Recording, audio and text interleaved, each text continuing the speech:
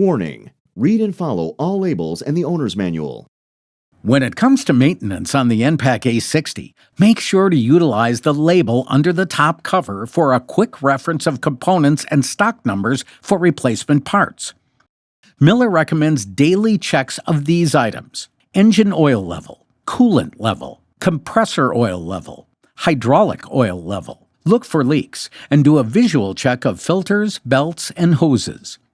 Routine maintenance tasks are easily accessed through the side panel for the engine and compressor oil drains and filter locations. Check out the maintenance label inside the service door of each unit.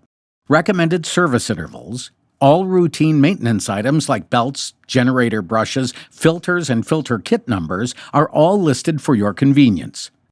The remote panel maintenance screen displays total engine and compressor hours, as well as hours before brush maintenance and when the next oil change is due for the engine, compressor, and hydraulic systems.